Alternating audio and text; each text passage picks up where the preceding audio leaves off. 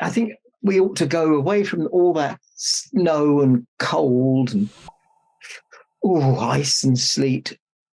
Come somewhere where it's all dry and warm, perhaps prickly heat. Let's go to the desert to solve the prickly problem with the porcupine, Dr. Pete. It's written by Cheryl DaVeiga and illustrated by Luis Perez, another good illustrator. Dr. Pete, the porcupine, was no ordinary doctor. He was able to mix potions and use them to solve prickly problems. And in the hot, dry desert where he lived, his neighbors had lots of prickly problems. Pete was able to solve every one of them until one strange day. It began as a typical Monday. Dr. Pete pulled on his puffy coat so he wouldn't poke his patients. He opened his office door and smiled at the long line of neighbors who greeted him. Who's first? Dr. Pete asked cheerfully. Jake the snake raised his tail. Dr. Pete, my rattler's not rattling, Jake groaned. Ah, said Dr. Pete as he boiled up some tall tale snake oil and carefully dipped Jake's tail into the soothing potion. That should do it. Dr. Pete gave Jake a hug.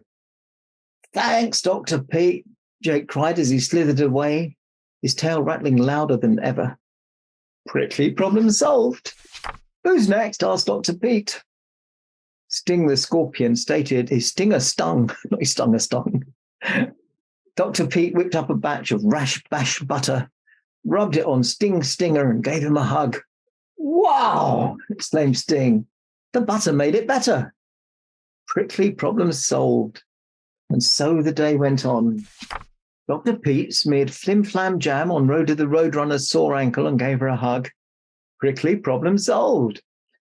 Liz the Lizard's dry skin was treated with lizard lotion and a cuddle. Prickly problem solved. At the end of the long day, Dr. Pete hung up his puffy coat and walked out of his office.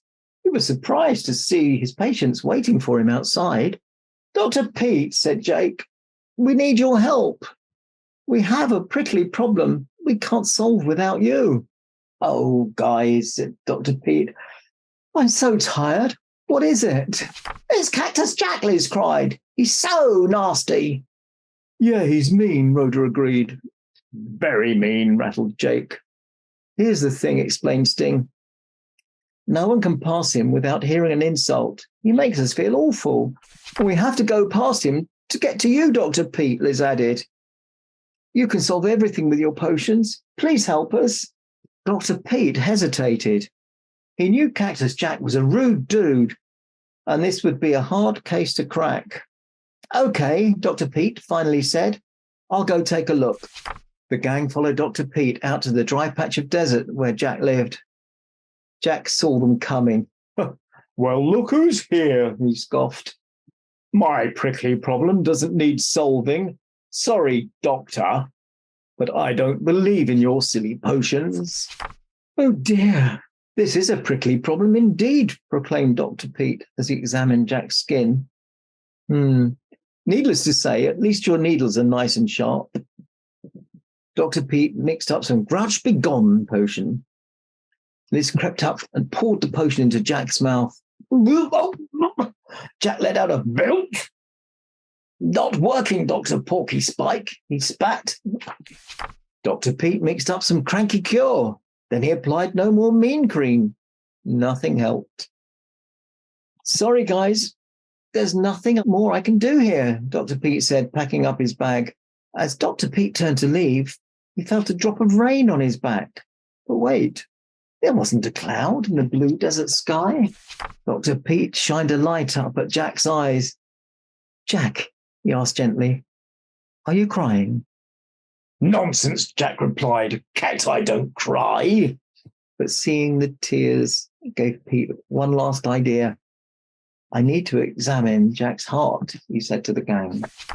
We can help, cried Liz. Rhoda ran like lightning and returned with Dr. Pete's puffy coat. Liz and Sting crawled up between the cactus needles, dragging Dr. Pete's medical bag.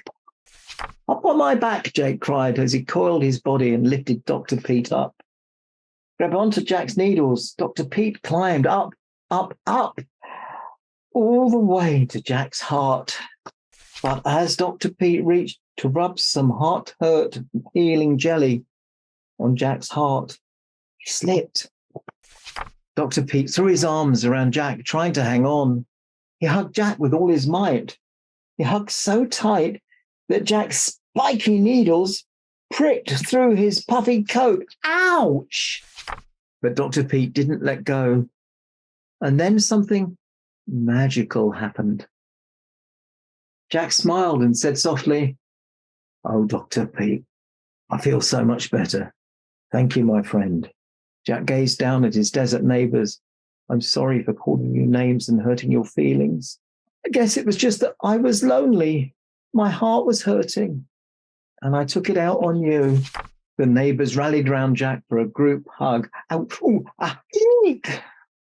"It must have been the magic potions," cried Sting. "Of course it was," the others chimed in. But deep in Jack's heart, he knew the truth. The magic wasn't in the potions. The magic was always in the hugs. What a nice story. I love that. I know a few people who could use some Grouch Be Gone cream.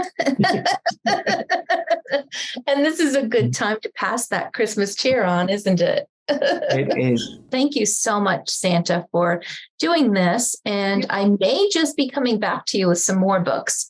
We're gathering some more information together and pulling our favorite books from authors. And we might just have to schedule some more. And maybe it'll be in August. Who knows? But we have definitely got a couple more dates in December. And I think this is just such a great service to the kids. And I know how excited they'll be to see your smiling face. I hope so. And can I just tell them they should keep being nice, being kind to their friends, and they'll stay on my nice list. And that's absolutely the main thing, isn't it? Absolutely. And Rudolph will love some more books. That would be brilliant. All right. Thank you. Bye, children. Bye. Bye, grown-ups.